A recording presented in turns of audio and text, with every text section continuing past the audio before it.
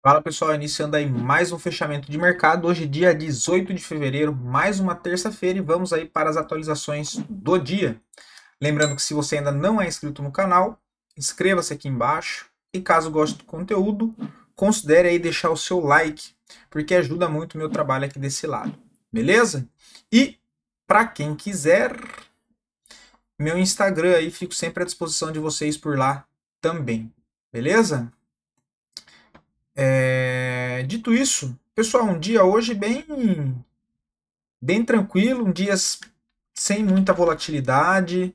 Sem muita volatilidade não, né? Teve ativos aí que acho que foi uma volatilidade ok, em média 2,5%, vamos dizer assim, 3%. Mas nada fora do normal, tá? Correção, alguns ativos sentiram um ponto de resistência, foi o que eu comentei. É aquela questão da gente ter o gráfico diário alinhado e o gráfico semanal ainda brigando ali em zonas de resistência. Média móvel de 20 do semanal, então é normal que dê uma segurada, beleza? Então hoje foi um dia bem tranquilo, não teve nada demais, nenhuma movimentação, foi só dia de correção mesmo, tá? Então, o Ibovespa segue o processo de correção, né? Hoje uma volatilidade de 0,28 negativa até o momento, estou gravando aqui um pouco antes do fechamento, mas nada que chame atenção. O dólar, sim, já um pouco mais mexido, né? Bagunçado no dia de hoje, continua a tendência de queda, a gente não vê nenhuma demonstração de defesa compradora, tudo indica que a gente vai de fato revisitar a faixa lá dos 5.500, 5.480, tá? O que para quem quer acumular dólar para o médio prazo é uma ótima região de compra, né? Que eu comentei aqui e aqui embaixo. E essa região aqui também são as três zonas de suporte que eu entendo ser interessante, principalmente se voltar para 5,20, ok? Se voltar para 5,20, aí é melhor ainda, beleza? Cara, a gente coloca as médias aqui, movimento bem bonito para baixo, olha, bem conduzido o movimento, segue bem baixista aí o dólar, tá? O que nos leva a entender que se o dólar é para baixo, a gente ainda tem expectativa ali de cima, para ir para cima, né, de alta no nosso Ibovespa, né?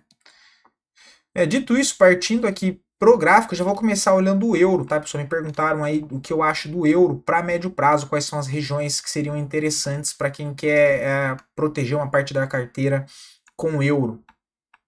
Cara, pra ser bem assim, não é muito minha praia, tá? Esses são assuntos que eu trago só pra mim, assim, eu não gosto de ficar falando porque eu não sou a melhor pessoa pra informar sobre negócio cambial, o que é melhor, se é euro, se é dólar, enfim. Não é muito minha praia, mas assim, cara, entre dólar e euro,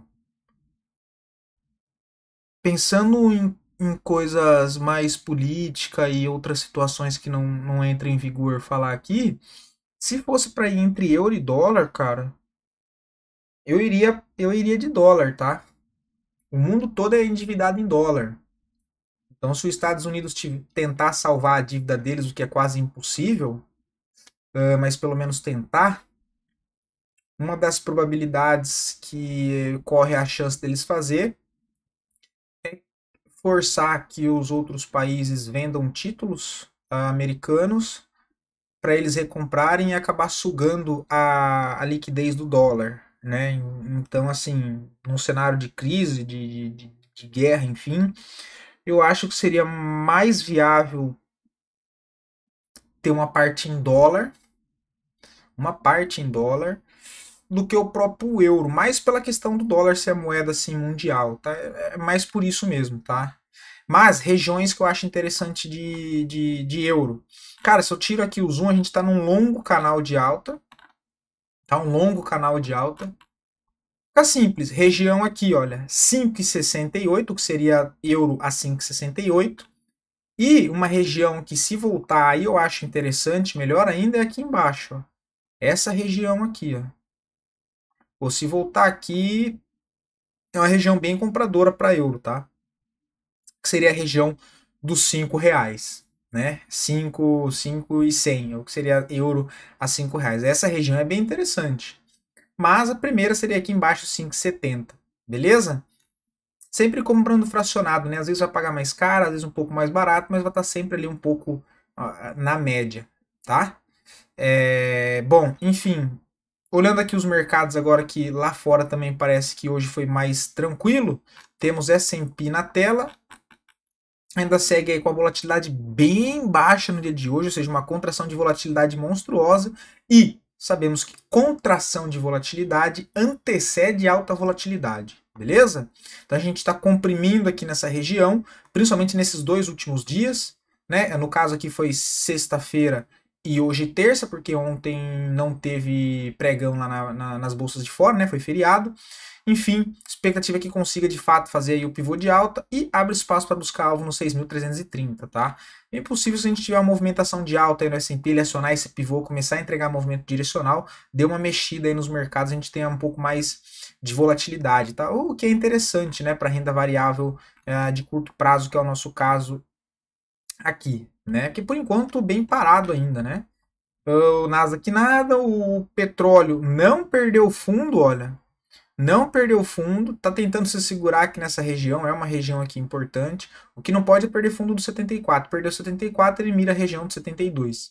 Para cima, ele precisa romper o 77, que abre espaço para retornar algo mais para cima, tá? Mas por enquanto nada mais interessante. O minério de ferro também ainda segue aqui se arrastando, não conseguiu ainda o bendito do pivô, né? Tá formando basicamente uma lateralização aqui com range amplo. Precisa ganhar os 109, os 108, os 109 dólares para abrir espaço para buscar os 112,75. DXY em zona aqui de fundo, né? Tá tentando se recuperar, mas pode ser só uma correção. Nesse momento abre espaço para buscar um pouco mais abaixo ali o suporte do 105,55, tá? Vamos ver se ele tenta frustrar esse rompimento do suporte aqui em cima, olha.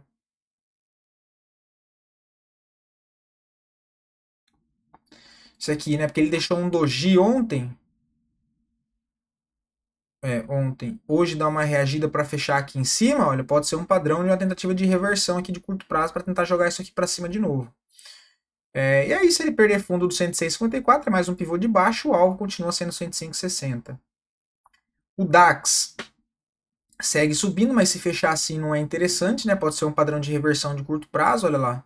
Uma estrela em topo, um doji, né? Não chega a ser um martelinho, um enforcado no caso, né? Mas assim, não é um movimento tão legal se fechar desse jeito, até porque ele está esticado também, então seria normal entrar uma correção. Não vejo mais nada para fazer. O Hang Seng também subiu em linha reta. Ontem, não, foi sexta-feira, né? Deu pancada. Hoje ele cravou nosso alvo. E também, se fechar assim, não fica um cenário muito bonito no curto prazo, que pode iniciar uma correção, né? Porque ele chega em ponto de resistência, depois de subir em linha reta e fechar com padrão de dúvida em região de resistência e exatamente no nosso alvo, né? Cravado o alvo lá dos 22.970. Eu vou tirar isso aqui agora. Bolsa da Rússia também perdendo força exatamente em cima da linha de resistência que a gente marcou, que é uma zona importante, mas segue tendência de alta no curto prazo. Dow Jones também está aqui comprimindo volatilidade, né? Deve estar preparando a tentativa de fazer o pivô acima dos 45.200. Aí ele ganha bastante espaço para cima, inclusive renovando máxima histórica. E o ouro, né, meus amigos, bem forte, né, cara? A gente acreditando aqui na correção um pouco mais lateral, um pouco mais em direção média móvel de 20, só que muita força compradora, ou seja, ouro subindo, a gente tem sempre o sinal de alerta ligado e incerteza de certa maneira nos mercados, tá? Então é um ótimo medidor de sentimento. Próximo alvo, 2.970. E tá com cara que vai tentar buscar hoje, tá? Tá com cara de renovar a máxima histórica e bem pertinho de renovar a máxima histórica o ouro. Impressionante, hein? Prata só no pivô que a gente comentou, deu o tradezinho de correção que está correndo com stop aqui embaixo. O alvo é voltar para os 35 dólares. Bem bonito, inclusive, esse gráfico aqui da prata, tá? As criptos, nada, né? Ainda segue Bitcoin lateral, tem suporte nos 90 mil dólares e resistência no 108. As altcoins sofrem mais. Ethereum, hoje uma queda de 3,80. Suporte nos 2.400, depois região dos 2.000 dólares. Polkadot 4% de queda, mas ainda em formato aqui de correção, né? Não acionou pivô de baixa nem nada. A VAX já ficou mais feia. A VAX acionou o pivô de baixa, já não é legal. Aí abre espaço para buscar os 22, os 19 e depois os 17. AVE também ainda segue lateral, mais para baixo tem suporte nos 209. MakerDAO agora sim dá uma melhorada, né? Ele volta a negociar acima dos 100, dos 1.100 dólares. Interessante ainda que faça aqui uma consolidaçãozinha e um pivô, né, para confirmar esse rompimento, tá? Mas volta a ficar um pouco mais interessante. Qual que era a outra? SNX também tentando pivotar para baixo, né? Bastante volume vendedor. Ondo, o SDT, ainda segue processo de congestão. Se perde esse fundo aqui, ó, vou anotar aqui.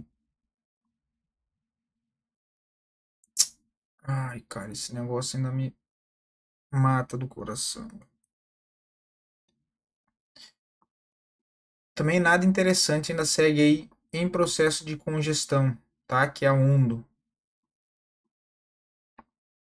Patrícia, enquanto o Bitcoin não andar, não tem jeito. Ih, rapaz, olha lá, Ling pivotando para baixo, abre espaço para buscar aqui, ó. Os 16, os 16 dólares, né? O próximo suporte aí para Link. Dito isso, voltando para nossa bolsa, as duas melhores performances do dia, em sequência das duas piores performances, depois a análise é pedido de vocês. Mais uma vez, muito obrigado pela participação. E lembrando, se você aí do outro lado gostaria de ver análise de alguma ação em específico, é só deixar aqui nos comentários que eu sempre trago análise para o dia seguinte. Beleza? BIF3, comentei com vocês no sábado, olha lá quem pegou. Aquela questão de falha de fundo. Ele rompe o fundo e já volta a fechar semi-inclusive aqui com uma barra de reversão, um engolfo de alta, volume, né? Entradinha na máxima, stop aqui na mínima, 6%, o papel já puxou aí 1 para 1. Primeiro ponto que deve ser testado é o 5,10, depois retornar lá para a linha de tendência de baixa. Bonita movimentação do papel. Agora não tem mais nada para fazer, né? BBSE3 hoje abre com gap de alta, né? Muito por conta do anúncio aí do dividendos. Para quem opera a curto prazo, que é o nosso caso, não interessa dividendos, né? Porque é uma soma de igual a zero, né? Soma com soma zero, soma com soma zero. Na conta com soma zero, meu Deus do céu, tá difícil. Porque vai ser descontado no curto prazo do papel, né? Então, para quem opera a curto prazo, não tem vantagem nenhuma, mas anunciou aí, parece que um dividendo, acho que 2 e alguma coisa por ação, com a Datacom sendo até dia 20 agora do mês, conhecido como quinta-feira, tá? Então, ela abriu com esse gap, um baita volume comprador, mas tecnicamente não vejo nada aqui, tá? Ela chegou a acionar o pivô, mas eu não entraria não. PCAR 3, queda de 7%, aqui não tem nada para fazer, papel totalmente congestionado. E Açaí, olha lá na onde que ele perdeu força, pessoal, exatamente na região que a gente marcou. Porque é um ponto de oferta vendedora muito grande. Por que é um ponto de oferta muito grande? Porque foi um ponto de inflexão onde o preço deu início à forte movimentação de baixa depois. Agora ele retorna para lá, é normal, olha como ele já sente lá em cima, entende? Por isso que quando a gente comentou de entrada no pivô, aqui era uma região para fazer pelo menos uma saída parcial, tá? Quem fez a saída parcial, 12%, basicamente 2 para 1. O stop aqui no 6 já pode ser jogado para o preço de entrada do 7, está protegido. Beleza? Por enquanto não vejo nada aí para ser feito nesse momento, tá? Ele pode fechar aqui e amanhã voltar para romper máxima também, tá? Nada impede, mas de fato, região de resistência bem forte. E ainda tem média móvel. Não, média móvel de 200 um pouco mais para cima. CVC também correção, nada interessante. Me perguntaram de Suzano. Tem venda, né, pessoal? Mesmo contexto ali de JBSS que eu comentei. Então ela perde zona de fundo, corrige 1, 2, 3 barras. Olha lá a média móvel de 9. Aqui, venda acionada aqui no curto prazo, stopzinho na máxima. Parcial, média móvel de 200 do gráfico diário, 55,05, 55,10. E ao final trazer um pouco mais para baixo no 52, 53,10, tá? Seria um tradezinho aí com upside de drawdown de 7% contra um risco de 3,5. tá? Então acho interessante sim uma vendinha aí de curto prazo para Suzano 3, um pivô bem alinhado com média móvel de 9. Gosto bastante desses pivôs em processo de pullback alinhado com as médias, tá? Bem bonito. E RBR preço de 40. Bom, vou considerar que é uma operação de médio prazo. Considerando que é uma operação de médio prazo, cara, eu nessa região de resistência aqui faria pelo menos uma saída com 25%, tá? Ou 50%. Tá? Se a gente considera 40 reais, deixa eu ajustar aqui, no preço de tela, 41%. Eu faria uma saída. Aí se vai ser de 25% ou de 50%, depende muito, é uma questão muito pessoal, né? Não adianta eu falar aqui que é 50%, que é 25%, depende muito. Eu faria uma saída, seja ela de 25% da posição ou de 50% da posição, mas eu faria uma saída, ok? Faria uma saída e depois tentaria carregar o residual. Faria uma saída aí de pelo menos de 25%, talvez 50%, já para colocar parte do lucro aqui no bolso. Se ela volta, faz uma correção, volta aqui dentro dessa congestão, você garante parte do lucro e ainda fica posicionado, caso o papel consiga romper de fato essa congestão aqui em cima e depois da sequência da movimentação, tá? Mas é o que eu faria. A Los 3, muito parecida com Açaí, chega também numa região de oferta vendedora, hoje já sente um pouco, né, uma queda aí de 1,61, mas nada demais, só correção acima das médias, ainda tem espaço para buscar 20,72, depois quem sabe, né, se a nossa bolsa continuar um pouco mais para cima e testar a linha de tendência de baixa, lá em cima nos 22,60, tá? Mas já não vejo mais nada de interessante aqui. B3SA3 também não acho mais nada de interessante, tem que deixar corrigir. Tá?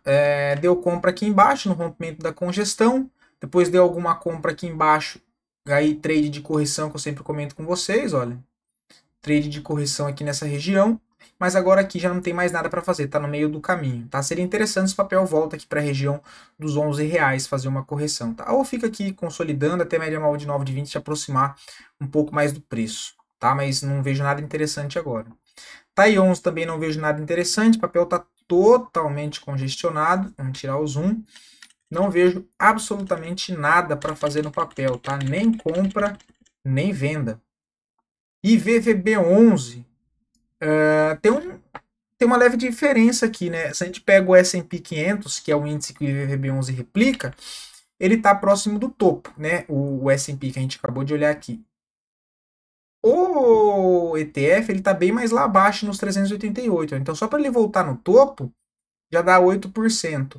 Considerando que o S&P 500 está próximo de romper o topo histórico e acionar um pivô de alta, é muito provável, né, que o IVVB11 ele ande para cima aqui também. Então, só para ele voltar no topo aqui já dá 8%. Agora, o problema, eu tenho alguma configuração de entrada aqui? Nenhuma. Não tenho nada que me confirme uma entrada. Tá? Pelo contrário, ele pode perder esse fundinho aqui, tecnicamente, né? Desconsiderando o contexto lá do S&P, perdeu aqui, busca 375. Tá? Então, apesar de entender esse contexto que eu comentei, ele não tem nada técnico que me confirme uma compra de curto prazo. Tá? Se fosse para fazer alguma coisa, aí seria de fato aí, operar risco, contando com o contexto que eu comentei aqui agora, do S&P 500. Mas tecnicamente não tem nada interessante, não. BMEB4. Cara, não vejo nada no papel, tá? Totalmente lateral. Me perguntou de zona de suporte, né? De BMEB4, é essa região aqui dos 35. Depois outra zona de suporte, só lá embaixo, nos 30, tá? Suzano, né? Os suportes eu já comentei. Suporte aqui agora mesmo, só lá embaixo no 53, tá? 52,90. Beleza? Então esses foram os ativos aí de hoje. Vou ficando por aqui. Espero poder ter ajudado vocês. E até o próximo vídeo, pessoal. Lembrando que tem o nosso grupo de estudo de ações lá no Telegram e também tem o de criptomoedas, tá? Então eu vou deixar aqui na descrição o link para acesso do nosso grupo aqui do canal, onde eu compartilho bastante informações por lá. Beleza?